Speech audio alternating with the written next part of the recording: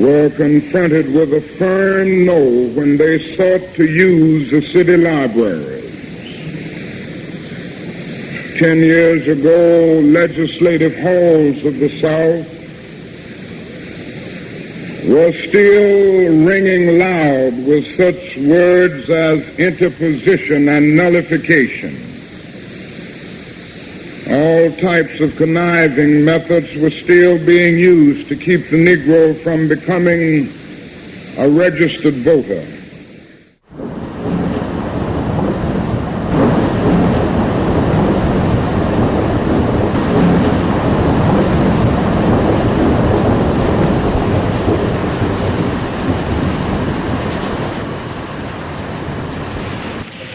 For what purpose does the gentlewoman from California, Ms. Lee, arise? Thank you, Mr. President. I have an objection. Is the objection in writing and signed by a member of the House of Representatives and a senator? Mr. President, it is in writing and signed by myself on behalf of many of the diverse constituents in our country, especially those in the 9th Congressional District, and all American voters who recognize that the Supreme Court, not the people of the United States, decided this election. Martin Luther King Jr. taught us that true peace is not merely the absence of tension, it is the presence of justice. Justice was denied to thousands of voters in the last year's presidential election. We must ensure that this never happens again. Throughout American history, women and people of color have had to fight and even die to break down barriers for their constitutional rights. Dr. Martin Luther King Jr. and many courageous men and women fought for the rights to vote. Medgar Evers and many other selfless heroes died for the rights to vote. Like all Americans, I am concerned about the integrity of the 2000 presidential election. As an election observer, I have worked alongside many other officials, including Secretary of State Colin Powell, to promote fair and free elections in other countries. Although Secretary Powell and I have many differing viewpoints, we agreed to be election observers in Nigeria because we both strongly believe that democracy will only prevail through free, fair, and transparent elections. Because of this belief, it's especially painful to hear voting rights violations in our own country. It's extremely disturbing to hear stories of harassment, intimidation, disproportionate disqualification, lost and distorted ballots, and even missing ballot boxes.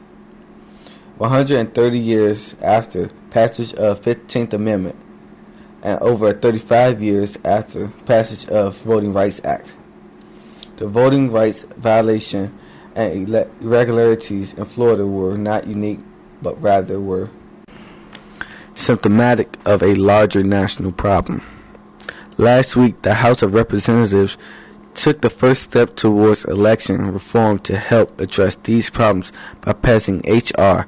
3295, the Help America Vote Act. Last January, I joined my colleagues in the Congressional Black Caucus on the floor of the House to object to the certification of Florida's Electoral College votes because free and fair elections are the very lifeblood of a democracy, and because of the principle of one person, one vote must be more than empty rhetoric. We must continue to attack the problems within our voting system by addressing all the injustice that occurred during the 2000 election and ensuring that this never happens again. We must persevere in our fight for democracy so that the future generation can choose the leader of this nation freely and without fear, as the Constitution guarantees. We must never forget that the challenge before us is to carry on Dr. Martin Luther King Jr.'s legacy for justice and equality. One person, one vote is a sacred principle, and it is our duty to uphold the principle in the names of Dr. King, Nelson Mandela, Medgar Evers, and all those who have fought, suffered, and even died for the right to vote. Offices of the Capitol at Tallahassee, Florida, and cast our votes for President of the United States and our votes for Vice President of the United States, and that the results are as follows. Those receiving votes for President of the United States and the number of such votes were George W. Bush, 25. Those receiving votes for Vice President of the United States, and the number of such votes were Dick Cheney, and the number is 25. Done at Tallahassee, the capital, this 18th day of December 2000. Signed by the pertinent electors and duly attested. Mr. President, the certificate of the electoral vote of the state of Florida seems to be regular and informed and authentic, and appears therefore and therefrom that George W. Bush of the state of Texas received 25 votes for president, and Dick Cheney of the state of Wyoming received 25 votes for vice president. Is there objection? Mr. President, and I take great pride in calling you that. I must object because of the overwhelming evidence of official misconduct, deliberate fraud, and an attempt to suppress voter turnout. The chair must remind members that under... Mr. President, I have an objection. Is the objection in writing and signed by a member of the House and by a senator? Mr. President, it is in writing and signed by myself and several of my constituents from Florida. A senator is needed but missing. Mr. President, it is in writing and signed by several House colleagues on behalf and myself of the 27,000 voters of Duval County, in which 16,000 of them are African Americans that was disenfranchised in this last election. It is in writing by a number of members of Congress, and because we receive hundreds of thousands of telegrams and emails and telephone calls.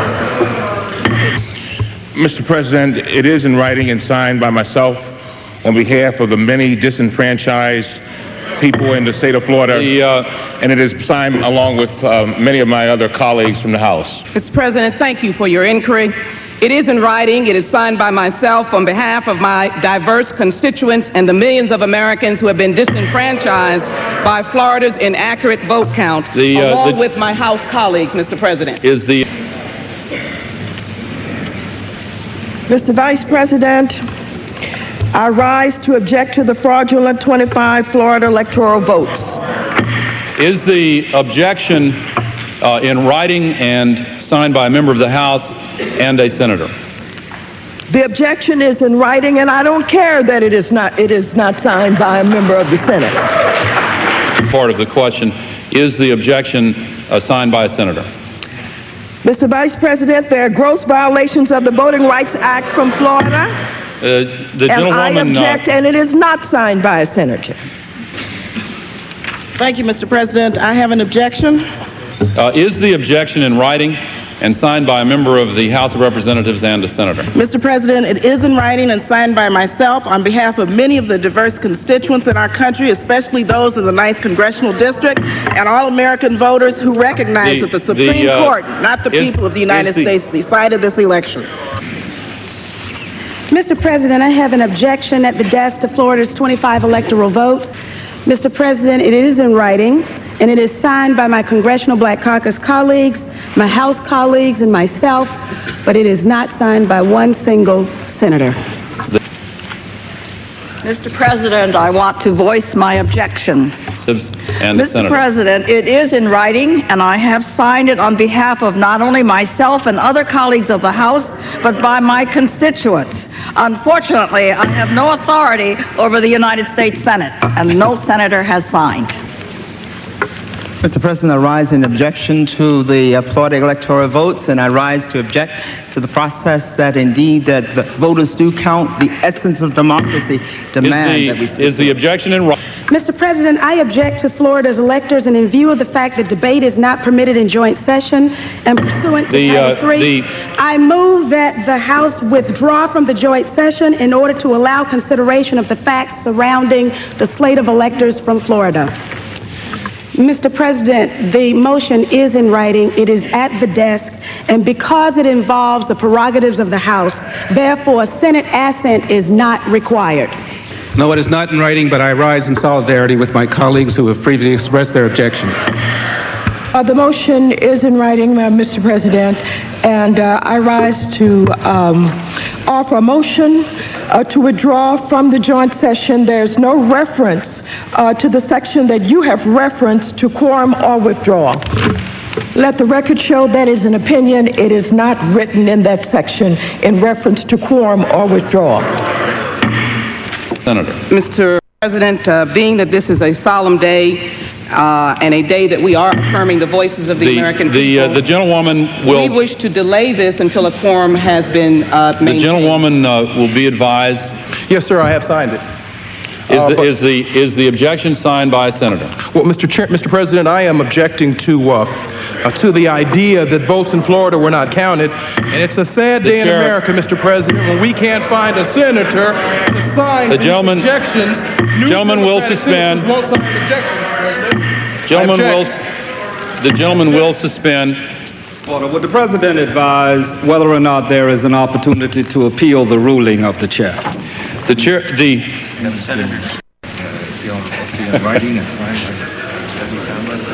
This is going to sound familiar to you, to all of us.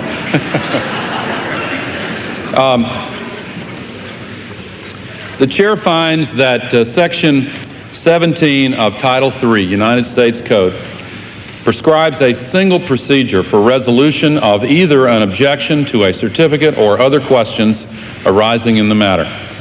The chair rules that the appeal is subject to the requirement that it be in writing and signed by both a member of the House of Representatives and a senator. I rise to ask unanimous consent that the debate on this issue go forward.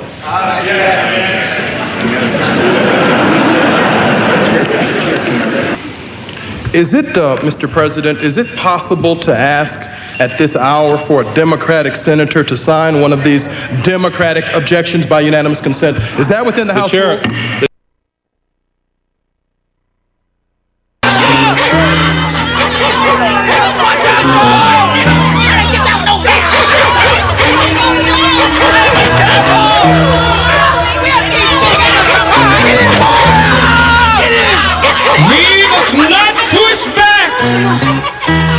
We must have the courage not to hit back.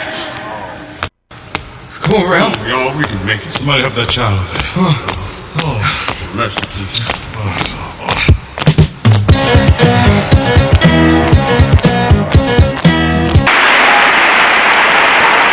We have an injunction and we are going into court tomorrow morning to fight this illegal, unconstitutional injunction. All we say to America is be true to what you said on paper. I say King has got to be stopped. The court calls Reverend Martin King. Please approach the bench. You have been charged with illegally staging a boycott here in Montgomery. How do you plead? Innocent or guilty? I plead guilty to the charges before me for disobeying an unjust law. It has no place in this country.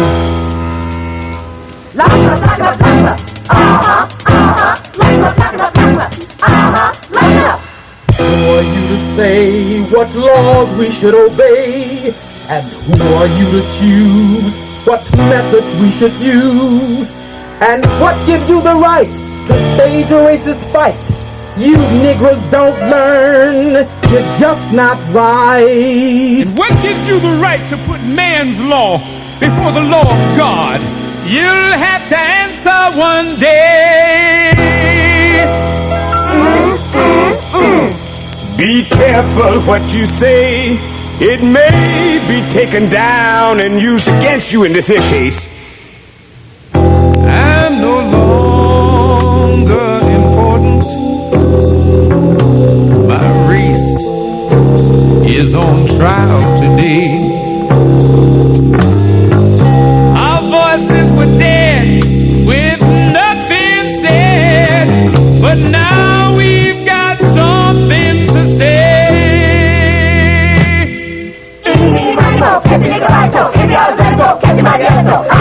We say the segregated buses, they're unconstitutional. What do you know of the Constitution? Maybe you thought it was written for you. Why trouble yourself with this and that? Can't you find better things to do?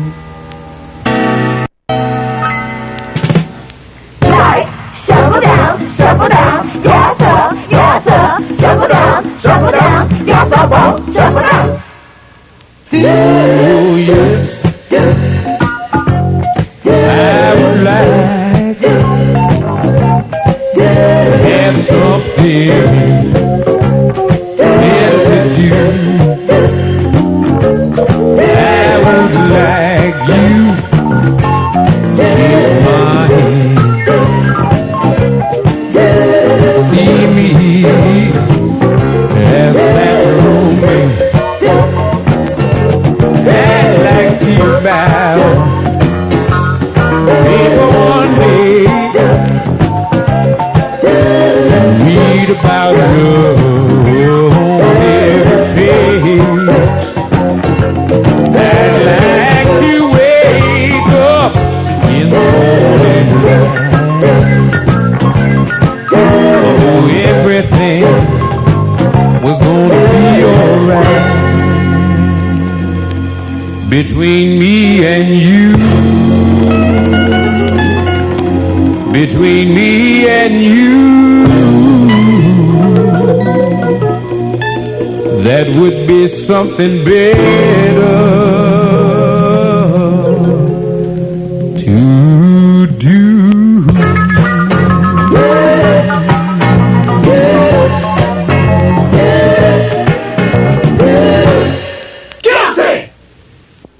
Today is a triumph for freedom, as huge as any victory that's ever been won on any battlefield. Today, we strike away the last major shackle of those fierce and ancient bonds. Today, the Negro story and the American story fuse and blend. In the same room where President Lincoln signed the first Emancipation Order in 1861, President Johnson signed the 1965 Voter Registration Act and pledged to millions of Americans a new chance to find a political voice. This law will ensure them the right to vote. The wrong is one which no American in his heart can justify. The right is one which no American, true to our principles, can deny.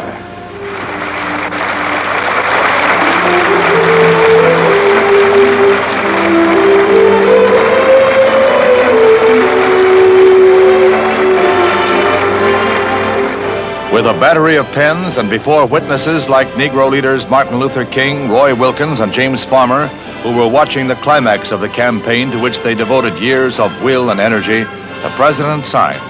President Johnson moved the next day to implement the bill. So far, the strongest link in the legislative chain which the president titles the Great Society, the voting bill promises a profound effect upon the future politics of the entire nation. Others can do what they want to do. That's their business. Other civil rights leaders, for various reasons, refuse or can't take a stand or have to go along with the administration. That's their business. But I must say tonight that I know that justice is indivisible. Injustice anywhere is a threat to justice everywhere. On some positions, cowardice asks the question, is it safe? Expediency asks the question, is it politics? Vanity asks the question, is it popular? But conscience asks the question, is it right? And there comes a time when one must take a position that is neither safe, nor politic, nor popular, but he must take it because conscience tells him it is right.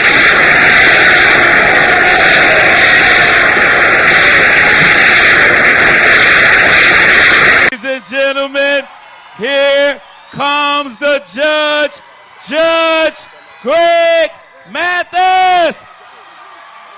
Thank you.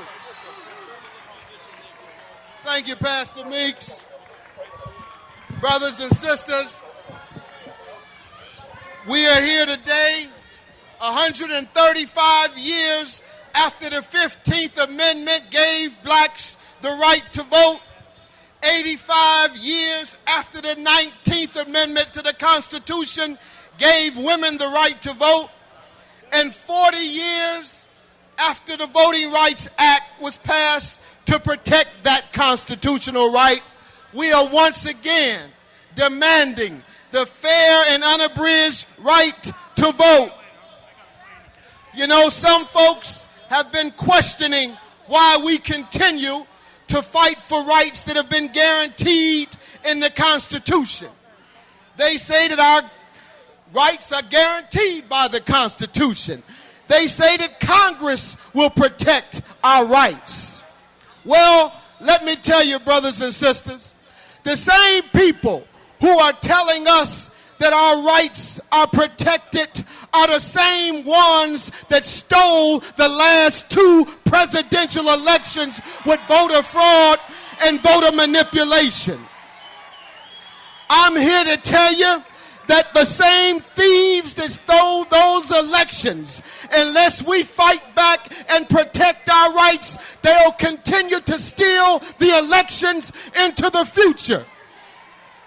You know, I know about thieves on both sides of the court. And if you don't stop a thief in his track, he'll continue to rip you off until he gets some rehab. So today we're calling for some federal rehab. We want the federal scoundrels who've been stealing elections around the country to go to rehab. Others who question why we march say that the Supreme Court is a last resort to protect our voting rights. Well, we know we can't depend on them. Just last year, Supreme Court Justice Anthony Scalia said that our voting rights should never even be heard by the Supreme Court because they involve political issues that are outside the court's jurisdiction. Now, this is the same Supreme Court, however, that got so involved in politics that it was willing 4 years ago to count the ballots or miscount the ballots on a presidential election. This is the same Supreme Court that was an accomplice to the biggest election crime in history in 2000. And I call it a crime because indeed that's exactly what it was. It is indeed criminal to steal an election and within 2 years run up a federal deficit of $500 billion. Send our young people over to Iraq to die for an unjust war. It is indeed criminal for them to now and their friends enrich themselves off of super oil profits that run up gas prices to historic highs, and at the same time give no bid contracts for that war in Iraq to their friends at Halliburton. What they're doing is criminal. And as a judge, I'm not going to stand back here and watch and not speak out against this injustice. They all need to be locked up in jail because they're all criminals and they're all thieves.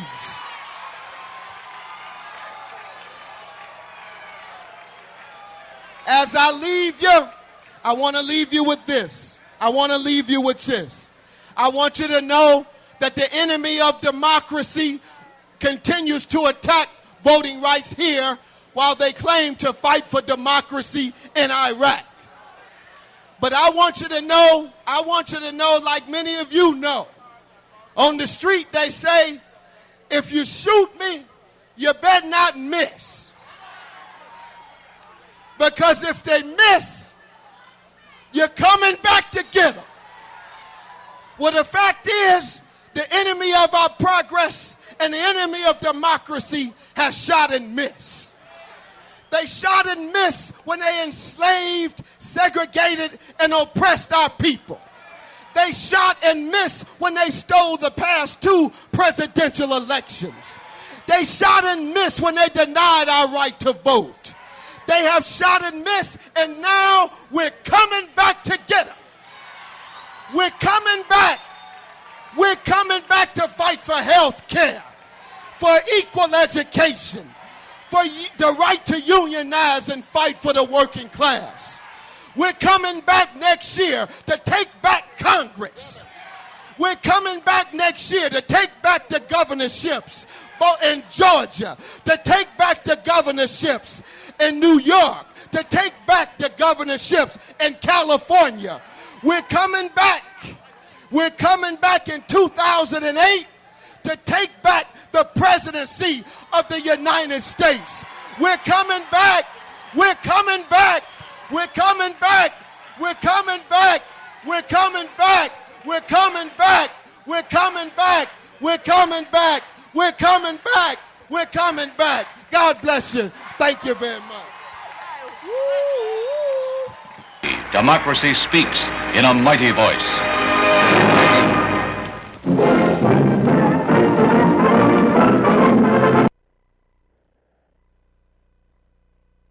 Highlight some of the episodes that helped to launch the civil rights movement.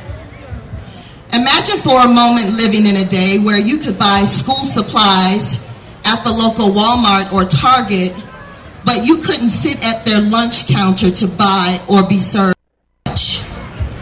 Think about the kind of day it would be when you would attend maybe a mass meeting to learn more about voter registration, and the sheriff's office and National Guard were waiting for you on the outside. Or when you went to vote, but you had to pass a literacy test where you had to know how many bubbles there were in a bar of soap. Insulting, unfair, uncivil, and offensive. But that was life in the 60s for many African Americans. And that is why we so badly needed a force, a movement that would move us through these social evils and gross inhumane acts of inequality. And for this, we embraced the civil rights movement. Our ministers were compelled to raise their voices, marchers took their positions, and demonstrators would not give in. A very difficult time on a very difficult journey. Nonetheless, this is our interpretation of how they did it. The year 1965, the time segregation in the Southland, the struggle dismantling Jim Crow laws and validating basic civil rights for blacks, such as the right to vote. 3 major episodes were organized that launched the civil rights movement, and this is how we did it. This is how we did it during those Jim Crow years. Had no time for tears. Had to stand up, put our foot on our fear, so we visited the woodworks, thought about so much. Sit at the counter with our turn to order up. Made us mad and we hated. Serving all the whites, but the blacks discriminated. So we sat there until served or jailed. Then others came behind us, only to remind us all through the deep south they were lost and denied us. We had to make it clearer that our race deserved much more. So we grabbed a friend and commenced to sit in the Cranston Woodwork store. We were tired of all the inequality. This is how we did it. Civil rights movement and the captives free. This is how we did it. To all my neighbors, we set the table. This is how we did it. We split the trim, brought the freedom riders in. This is how we did it. This is how we did it. When riding the bus wasn't fun, we went straight to the back, then I left us. Then we made it right, it wasn't constitutional. 4 steps in with a plan to test us so. Journey of reconciliation, 8 blacks and 8 whites, wanted of us to show the world that, you know, I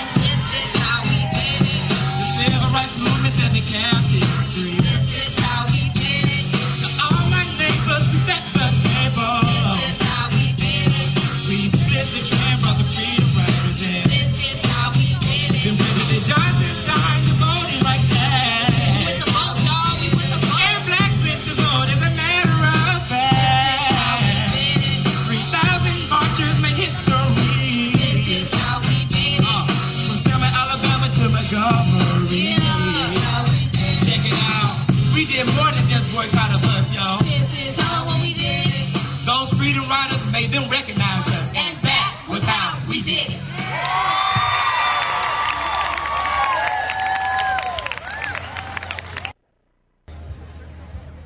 This next piece highlights some of the episodes that helped to launch the civil rights movement.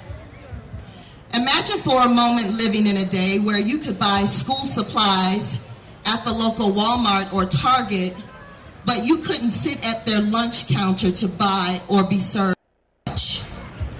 Think about the kind of day it would be when you would attend maybe a mass meeting to learn more about voter registration, and the sheriff's office and National Guard were waiting for you on the outside. Or when you went to vote, but you had to pass a literacy test where you had to know how many bubbles there were in a bar of soap. Insulting, unfair, uncivil, and offensive. But that was life in the 60s for many African Americans. And that is why we so badly needed a force, a movement that would move us through these social evils and gross inhumane acts of inequality. And for this, we embraced the civil rights movement. Our ministers were compelled to raise their voices, marchers took their positions, and demonstrators would not give in. A very difficult time on a very difficult journey. Nonetheless, this is our interpretation of how they did it. The year 1965, the time segregation in the Southland, the struggle dismantling Jim Crow laws and validating basic civil rights for blacks, such as the right to vote. 3 major episodes were organized that launched the civil rights movement, and this is how we did it. This is how we did it during those Jim Crow years. Had no time for tears. Had to stand up, put our foot on our fear. So we visit the woodworks, thought about so much. Sit at the counter with our turn to order up. Made us mad and we hated. Serving all the whites, but the blacks discriminated. So we sat there until served or jailed. Then others came behind us, only to remind us all through the deep south there were laws that denied us. We had to make it clearer that our race deserved much more. So we grabbed a friend and commenced to sit in the Cranston and Woolworth store. We were tired of all the inequality. This is how we did it. The civil rights movement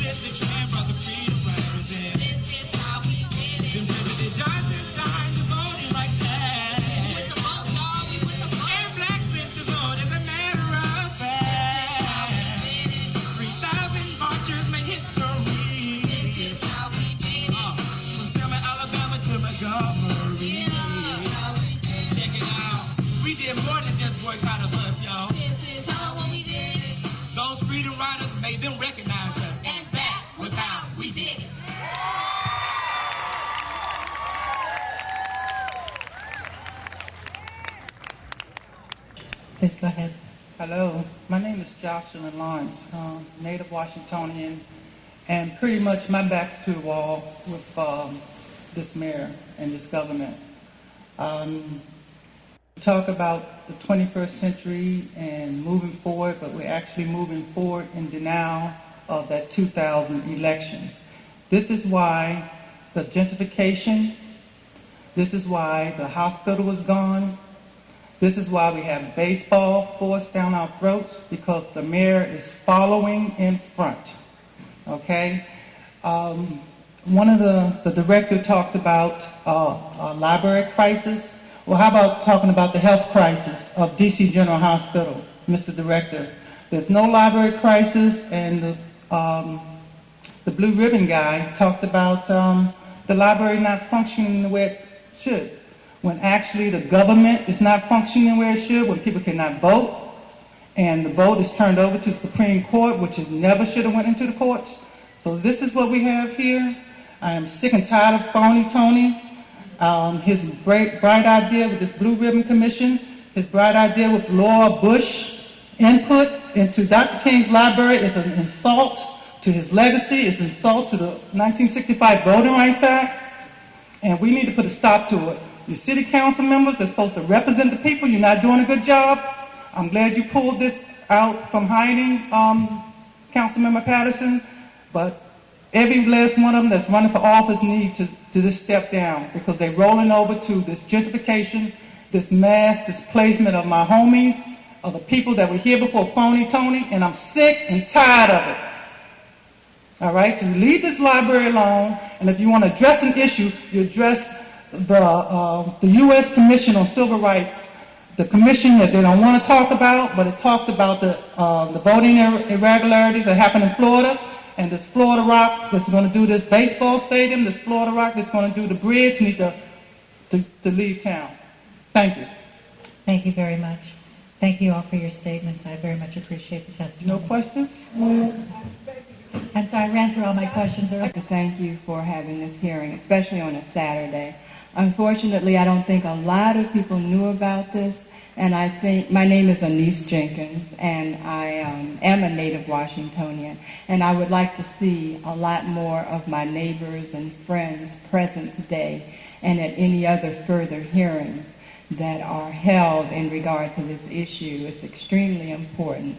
As I said, I'm a native Washingtonian. I had my first library card when I was 3 years old. I used it at the Carnegie Library. We were extremely excited when a library opened named after the civil rights icon Martin Luther King Jr. I remember when the street was blocked off here and we had street festivals right next to the library. It was a very vital place, and I think what happened was that when things started to go down a little bit in D.C., the library was never brought back up with it. That can be done right here. This is a landmark, a history landmark, and we're losing too many of our landmarks here. We're losing too much of our history. I'm also a member of the Washingtonian History Archives here, and I know that it is vital that this library be preserved as a landmark. It can be renovated, it can be upgraded. I've come here very, very often, and a lot of the people that work here I consider to be my friends. And I know that they are suffering. They suffer in the summer when it's hot. They suffer in the winter when it's too cold or it's too hot. So I know things need to be done here. The patrons suffer too. But it's an absolute disgrace that a library that was named after someone who gave his life for democracy was allowed to deteriorate to this extent. There is no excuse for it.